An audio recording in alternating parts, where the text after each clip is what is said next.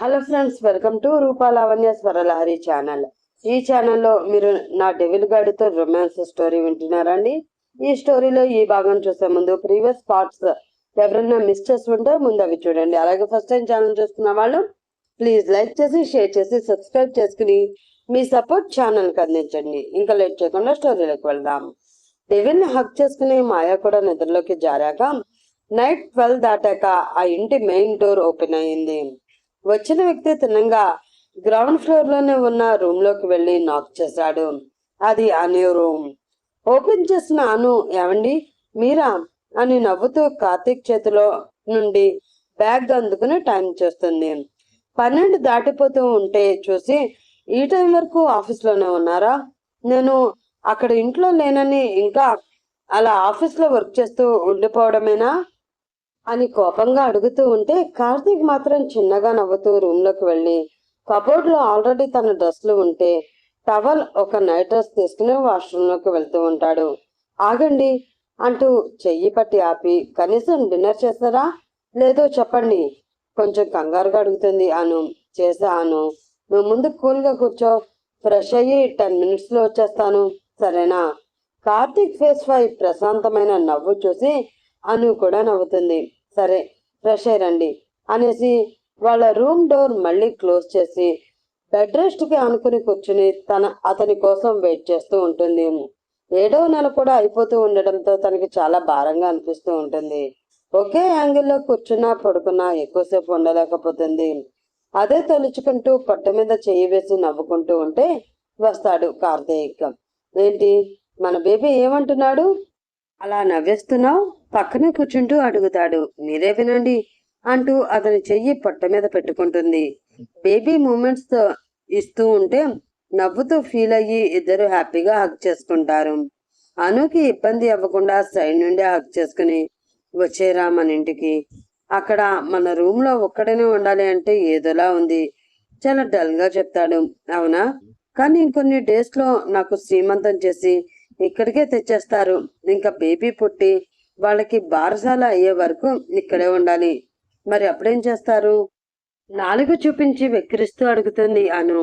అలా అయితే నేను కూడా నీతో పాటే ఇక్కడే ఉండిపోతాను. బేబీతో ఒకేసారి వెళ్దాం అనగానే, నిజమా అన్నట్లు తల పైకెత్తి చూస్తుంది. అవును అని బయటికే చెప్పి, సరే లేట్ అయింది, నువ్వు ఎక్కువసేపు లేచి ఉంటే ఎలా, మళ్ళీ హెల్త్ అప్సెట్ అవ్వకూడదు అంటూ ఇద్దరు లైట్స్ ఆఫ్ చేసి 2 రోజులు దూరం అయ్యేసరికి బెంగగా హత్తుకుని పడుకుంటారు. Next day morning night devil ఇచ్చిన షాక్ కి మాయ నిజంగానే దడుచుకుని నిద్రలో కూడా కాస్త మెలకుగానే ఉంటుంది. అందుకే అజిత్ ఎర్లీ మార్నింగ్ లేవగానే వెంటనే లేచిపోయి స్విఫ్గా నిలబడి కంగారుగా అతన్ని చూస్తూ నిల్చుంటే, నాకేం నీ మర్యాదలు అక్కర్లేదు బేబీ, నాకు నీ ఇంపార్టెన్స్ కావాలి అని చెప్పాను. నీ పూర్తి ఫోకస్ కాన్సన్ట్రేషన్ నాకే ఇవ్వాలి అని అడుగుతున్నా. యాజ్ ఏ హస్బెండ్ గా అలా అడగడంలో కోరుకోవడంలో తప్పేం లేదుగా అని తల ఫాస్ట్ గా ఊపి బెడ్ కి అటువైపు దిగింది. కాస్త చుట్టూ తిరిగి డెబిల్ వైపు వస్తుంది. అప్పటికే అజిత్ బెడ్ దిగి ఒళ్ళంతా స్ట్రెచ్ చేసుకుంటూ ఉంటాడు. మాయ రావడం చూసి ఏంటా అని చూస్తే, వచ్చి మెల్లిగా టచ్ అయ్యి అవ్వకుండా హగ్గిచ్చి అడగకుండానే చీక్ కిస్ కూడా ఇచ్చి అప్పుడు దూరం జరిగి నిల్చుని చూస్తుంది. పైకి చెప్పకపోయినా చెప్పలేనంత హ్యాపీ ఫీలింగ్ డెవిల్లో. గబుక్కన వెనక్కి మళ్ళీ లాగి గట్టిగా హగ్ చేసుకుని, ఇది హగ్ అంటే ఇలా అవ్వాలి, అర్థమైందా? గుసగుసగా అడుగుతాడు. ఇలా ఇస్తే నా ఎముకలు ఇరిగిపోతాయి డెవిల్ గారు, వదలండి, మాట కూడా రాక కష్టంగా అడుగుతుంది. సర్లే ఎడవకు అంటూ కొంచెం పట్టు లూజ్ చేసి చెప్పాగా, నీకు మాటలతో చెప్తే అర్థం కాదు అని, చూడు నైట్ ఇచ్చిన చిన్న జర్కీకి సెట్ అయిపోయావు అంటాడు మెల్లిగా వదిలి. వెంటనే వెనక్కి జరిగిపోయి, ఏంటి అది చిన్న జర్క్నా, కొండముచ్చు మొహోడా, నిన్ననే వేడి నీళ్లు పడ్డాయని ఊరుకున్నా, లేదంటేనా అని పళ్ళు కొరుకుతూ, టైం టైం అయిపోతుంది డెవిల్ గారు అంటూ మెల్లిగా వెనక్కి అడుగులు వేస్తూ దూరం జరుగుతుంది. డోంట్ డేర్ బేబీ, నాకు దూరంగా వెళ్ళాలని కల్లో కూడా అనుకోకు అంటూ మళ్ళీ గట్టిగా లాగేస్తాడు. మళ్ళీ బల్లిలా అతుక్కుపోయి జస్ట్ 2 అడుగుల దూరానికి ఇంతలా సీరియస్ అయిపోతున్నాడు. నేను అన్నయ్యతో ముంబై వెళ్ళిపోయి ఉంటే అనుకోగానే నైట్ జరిగింది మళ్ళీ గుర్తొచ్చి, లేదు, నేను కనుక ఇప్పుడు వెళ్ళిపోతే ఎలా అయినా ముంబై వచ్చేస్తాడు. భయ్యాకి మమ్మాకి నా వల్ల ప్రాబ్లమ్స్ రాకూడదు అనుకుంటూ ఉంటుంది.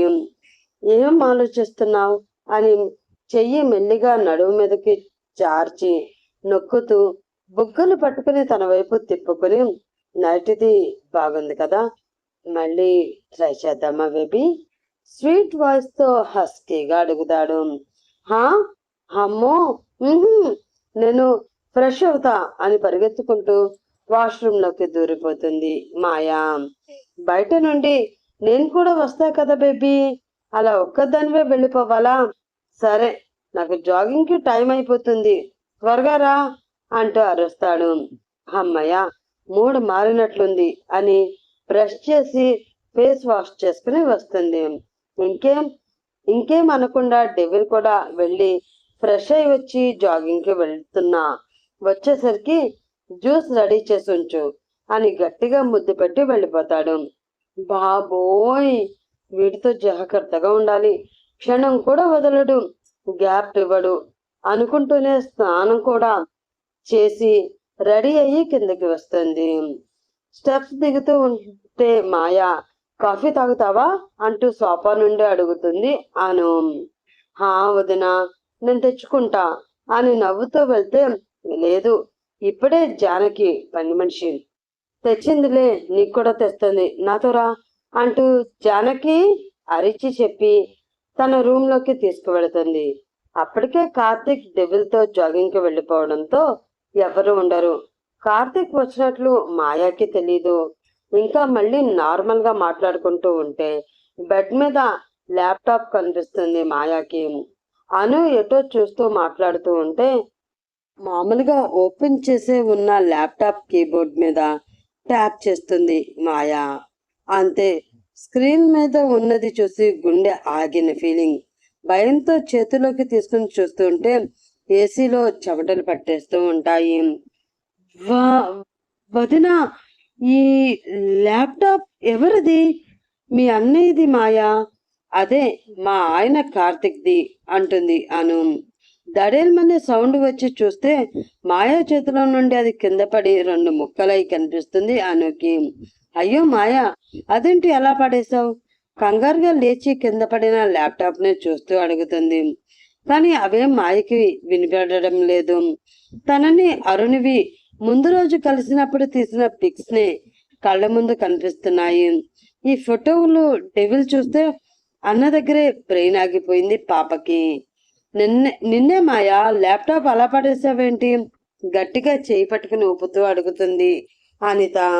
హా అని కిందకి చూసి రెండుగా విడిపోయిన ల్యాప్టాప్ తీసి, సారీ వదిన, అనుకోకుండా చేయి జారిపోయింది. అన్నయ్యకి కోపం వస్తుందా? టెన్షన్ గా అడుగుతుంది. మాయా మొహంలో విపరీతమైన టెన్షన్ చూసి జాలిగా అనిపిస్తుంది అనుకి. కావాలనైతే పడేయదు కదా అనిపించి, ఇట్స్ ఓకే మాయా, నేను ఆయనకి చెప్తాలే, నువ్వు టెన్షన్ అవ్వకు, ముందు కూర్చో అంటుంటే, లేదు వదిన, అన్నయ్యకి సారీ చెప్పాను అని చెప్పండి, నేను మళ్ళీ వస్తాను, ఏమనుకోకండి అనేసి ఫాస్ట్ గా వాళ్ళ రూమ్ లోకి వెళ్ళిపోతుంది. అయ్యో, మాయ బాగా భయపడిపోతుంది. తనది చాలా సెన్సిటివ్ మైండ్ అనుకుంటూ ల్యాప్టాప్ వైపే బాధగా చూస్తుంది అను. రూమ్ లోకి వెళ్ళి చేతులు నలుపుకుంటూ అటు ఇటు తెగ తిరుగుతూ, దేవుడా, ఇదేంటి, నా ఫోటోకి ఇంత తొందరగా దండేసే ప్రోగ్రాం పెట్టేశావు? మా అమ్మని నార్మల్ గా చూడాలి, భయ మళ్ళీ తనకి ఇష్టమైన జాబ్ లో జాయిన్ అవ్వాలి, వాడికి పెళ్లి అవ్వాలి, ఎన్ని ఉన్నాయి, ఇవేమీ నన్ను చూడనివ్వయ్యా. నేనేం తప్పు చేశాను? తప్పు చేసిన డెవిల్కి బుద్ధి చెప్పాలనే కదా వచ్చాను. అయినా కూడా వాడికి బాధ అనిపించగానే నేనే ఏడ్చాను. నేను అంత గుడ్ గోల్ని, మరి నాకే ఎందుకు ఇలా? ఇప్పుడు ఆ డెవిల్ నన్ను ఏం చేస్తాడో? తనలో తానే మాట్లాడేసుకుంటూ గోర్లు కొరికేస్తూ ఉంటుంది భయానికి. రోజు కంటే ముందే వచ్చిన డెవిల్ రూమ్ లో కంగారుగా తిరుగుతూ గోళ్లు తినేస్తున్న మాయాని చూసి, హలో బేబీ, ఆకలిస్తే టిఫిన్ చెయ్యి, అంతేకాని ఈ బ్యాడ్ హ్యాబిట్ ఏంటి? మొహం వియర్డ్ గా పెట్టి అడుగుతాడు. సడన్ గా పక్కన డెవిల్ ని చూసి ముందు వణికినా, అలా కూల్ గా మాట్లాడుతూ అడుగుతుంటే కార్తీక్ ఇంకా నిజం చెప్పలేదని మాయాకి అర్థమవుతుంది. ఏం ఏం లేదు డెవిల్ గారు, మీకోసమే చూస్తున్నా, ఇప్పుడే జ్యూస్ తెస్తాను అంటూ వెళ్తుంటే చెయ్యి పట్టి లాగేసి, నాకిప్పుడు కావలసింది ఫ్రూట్ జ్యూస్ కాదు బేబీ, ఈ జ్యూస్ అంటూ లిప్స్ ని ఫింగర్ తో టచ్ చేస్తాడు. బాబు చాలా రొమాంటిక్ గా చెప్తూ ఉంటే, నేనున్న సిచ్యువేషన్ ఏంటి, ఈ డెవిల్ గాడి గోలేంటి అని కనీసం తల కూడా స్వేచ్ఛగా కొట్టుకోలేక, జోక్ కదా, నాకు తెలుసు, జోక్ బాగుంది డెవిల్ గారు, మీరు ఫ్రెష్ అవ్వండి, నేను ఇప్పుడే తెచ్చేస్తాను అంటూ మళ్ళీ తప్పించుకోవాలని చూస్తుంది మాయా పాప. 2 అడుగులు కూడా వేయకుండానే గిర్రున తన వైపుకి తిప్పుకుని ఊపిరి కూడా ఆడకుండా ఫ్రెంచ్ కిస్ లాగేస్తాడు డెవిల్ బాబు. మాయ మాత్రం ఫుల్ షాక్ లో నిలుక్కుపోతుంది. నిజంగానే లిప్స్ లో జ్యూస్ ఉందా అని మాయకి అనుమానం వచ్చేంతలా జుర్రి జుర్రి పెడతాడు. ఆ సడన్ షాక్ కి కనీసం రెస్టెడ్ కూడా చెయ్యకుండా అజిత్ కాలర్ పట్టుకుని కళ్ళు మూసి ఉండిపోతుంది మాయా. 10 నిమిషాలు లిప్స్ ని నాలుకని లీక్ చేసి చేసి వదిలి, ఎలా ఉంది బేబీ అని అడుగుతూ కన్ను కొడతాడు. నా లిప్స్ ఇంకా దేనికి పనికిరావేమో డెవిల్ గారు, అంటే మళ్ళీ గారు స్టార్ట్ చేసావా అంటాడు గుర్రుగా చూస్తూ. ఇప్పుడు దానికి కూడా పనిష్మెంట్ వేస్తారా భయంగా అడుగుతూ చేతులతో లిప్స్ మూసుకుంటూ. మరి కాదా అని నడుం మీద బలమంతా ఉపయోగించి నలిపి ఎర్రగా చేస్తూ, ఆ పనిష్మెంట్ ఏంటో డీటెయిల్ గా మళ్ళీ నైట్ కి చెప్తా గాని, ఇక నుండి ఈ డ్రెస్లు వద్దు బేబీ, ఈరోజు షాపింగ్ చేసి నీ వార్డ్రోబ్ అంతా సారీస్ తో నింపేద్దాం, నాకు ఈ డ్రెస్లతో అస్సలు కన్వీనియంట్ గా లేదు, అదే సారీ అయితే మనకు చాలా బాగుంటుంది అంటూ మెడ మీద రాస్తూ మీసాలు తగిలిస్తాడు. చిన్నగా స్పర్శకి కరెంట్ షాక్ తగిలినట్లు అనిపిస్తూ ఉంటే తెలియకుండానే గట్టిగా కళ్ళు మూసేసి అతని షర్ట్ ని పిడికలతో బిగిస్తుంది మాయా. అలా కిందకి జారుతూ, చూసావా, ఇక్కడ కూడా నీ టాప్ నన్ను అడ్డేస్తుంది, అందుకే శారీస్ అయితే నీకు దగ్గరగా ఉండవచ్చు అంటూ డ్రెస్ మీదనే ఎదపైన చిన్నగా కొరుకుతాడు. హా అని ఒక్కసారిగా తుళ్ళిపడి వెనక్కి తోస్తుంది డెవిల్ని. తలదించి టెన్షన్ గా కిందకే చూస్తుంటే, నిన్ను పట్టుకుంటే చాలు టైం ఎంత అయిందో కూడా తెలియట్లేదు బుజ్జమ్మ. సరే, నువ్వెలాగో రెడీగానే ఉన్నావుగా, నేను రెడీ అయి వస్తా, బయటికి వెళదాం. నీ షాపింగ్ అయిపోయాక ఇంట్లో మళ్ళీ దించేసి స్టేషన్కి వెళ్తాను. రేపటి నుంచి నువ్వు మళ్ళీ స్టూడియోకి వెళ్ళొచ్చు, ఎలాగో స్టూడియో వర్క్నే కాబట్టి ఎల్లుండి మనం ముంబై స్టార్ట్ అవ్వచ్చు. ఏంటి గుర్తుందిగా? షాపింగ్ అయ్యాక ఇద్దరు లగేజ్ ఒకేసారి ప్యాక్ చేయించొచ్చులే అంటూ టవల్ పట్టుకుని వాష్రూమ్ లోకి వెళ్ళిపోతాడు. మాయా మాత్రం వరుసగా అన్ని బాంబులు ఒకేసారి పేలేలా తన తల పట్టుకుంటుంది. టిఫిన్ టైంలో కూడా మాయాకి వసంత్ గాని కార్తిక్ గాని కనిపించారు. అను కూడా కార్తిక్ ఏం అనలేదు, కూల్గా ఉండు అంటుంది. మాయకి ఎక్కువ ఆలోచించడానికి కూడా పాపం డెవిల్ ఛాన్స్ ఇవ్వకుండా కోపంగా చూస్తూ తినమని చెప్తే ఫాస్ట్ ఫార్వర్డ్ లో నోట్లోకి తోసుకుని కష్టంగా మింగేస్తుంది. తిన్న వెంటనే డెవిల్ కల్పనతో చెప్పి మాయాన్ని లాక్కుపోతూ జీప్ లో కుదేసి ఇద్దరు షాపింగ్ స్టార్ట్ అవుతారు. జీప్ స్టార్ట్ అయినా కూడా మాయ ఆలోచనలు ఎక్కడో ఉంటాయి తప్ప చుట్టూ ఏమవుతుంది కూడా తెలియదు. అజిత్ మాత్రం మాయా ఎక్స్ప్రెషన్స్ ని చూస్తూ ఉంటాడు. దారిలో సిగ్నల్ పాయింట్ దగ్గర జీప్ ఆగితే ఏదో ఆలోచిస్తూ పక్కకు చూస్తుంది.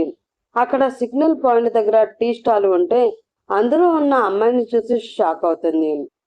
ఆ ఆ అమ్మాయి అని కంగారుగా డెవిల్తో అంటూ, నేను ఒకసారి తనతో మాట్లాడి వస్తాను ప్లీజ్ అంటుంది. వాట్, ఇప్పుడా, ఎవరు అంటూ చూడడానికి ట్రై చేస్తాడు. కానీ ఆ టీ స్టాల్ మాయా వైపు ఉండడంతో డ్రైవింగ్ సీట్ లో ఉన్న డెవిల్ కి అవతల వాళ్ళు కనిపించక, సరే సైడ్కి ఆపుతాను, త్వరగా రా అంటూ సిగ్నల్ పడ్డాక ఇంకో సైడ్ తీసుకువెళ్ళి ఆపుతాడు.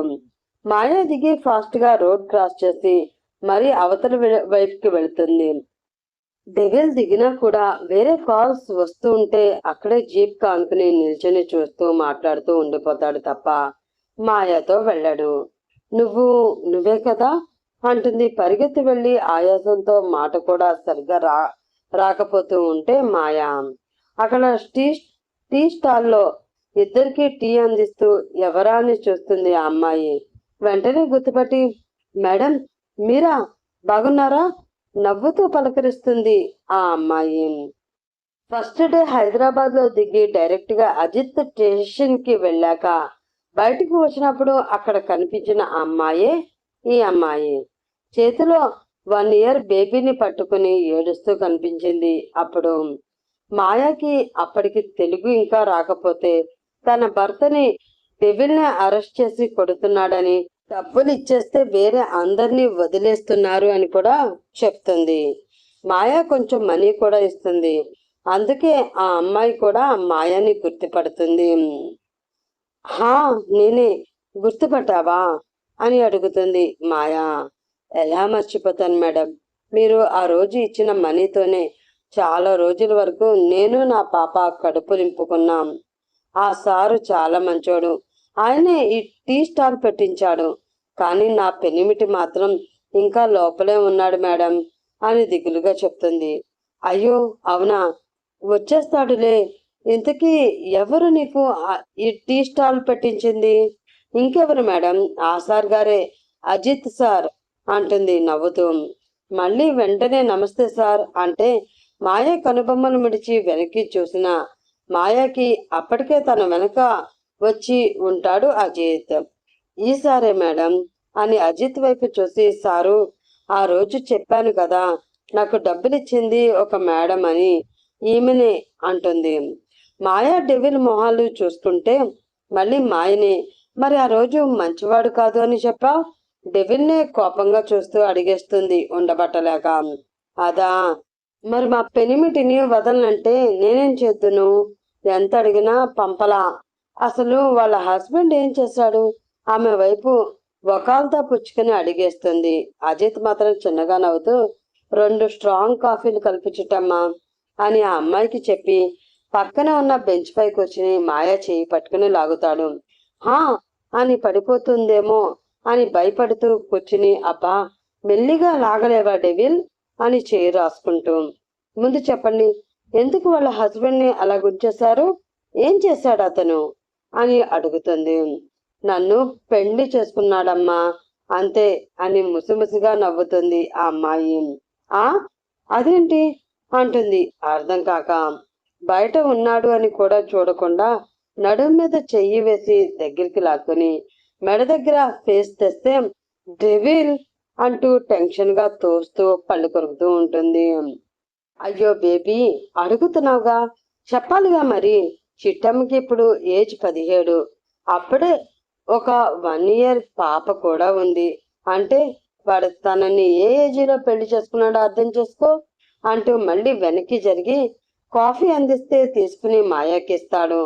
ఓకే అంటే చైల్డ్ మ్యారేజా అంటూ బుర్రగొక్కుంటూ, హిహిహి అందుకేనా అందరినీ వదిలేసినా అతన్ని వదలలేదు అంటుంది. హలో బేబీ, అందరినీ వదిలేయలేదు. వాళ్ళంతా అరెస్ట్ అయినా వాళ్ళ తప్పు లేదు అని తెలిసాక రిలీజ్ అయ్యారు. నీ మొగుణ్ణి ఇంత బ్యాడ్ గా అనుకుంటున్నావా? హీహీ లేదు ఊరికే అని ఎదురుగా చూస్తే చిట్టమ్మ నిద్దరికి నవ్వుతూ చూసి, సారు మీరు ఈ మేడంని పెళ్లి చేసుకున్నారా? ఈ అమ్మ చాలా మంచిది సారు అంటుంది. అవునవును, కానీ వీడే చాలా తడగాడు సొనుక్కుంటూ ఉంటుంది మాయా. నాకు తెలుసులే, కానీ ఏదైనా ప్రాబ్లం వస్తే నా ఫోన్ నెంబర్ ఇచ్చా కదా, ఫోన్ చేయి అని డబ్బులు ఇస్తాడు. వద్దు సారు, ఇది పెట్టించింది మీరే, మళ్ళీ డబ్బులు ఇస్తారా అంటుంది తీసుకోకుండా. ఫస్ట్ టైం కదా, అది కూడా నా వైఫ్ తో వచ్చాను, సో వద్దు అనకు అని బలవంతంగా చేతిలో పెట్టి ముందుకు నడుస్తుంటే వైఫ్ అన్న మాట దగ్గరే ఆగిపోయి చూస్తుంది మాయా. మీరు చాలా అదృష్టవంతులు మేడం, సారు కూడా చాలా మంచోళ్ళు, మీ ఇద్దరే సంతోషంగా ఉండండి అంటుంది. మాయ కూడా ఆలోచిస్తూనే వెళ్ళిపోతే ఇద్దరు కాసేపట్లో షాపింగ్ మాల్ బేస్మెంట్ లో పార్కింగ్ లో ఆగుతారు.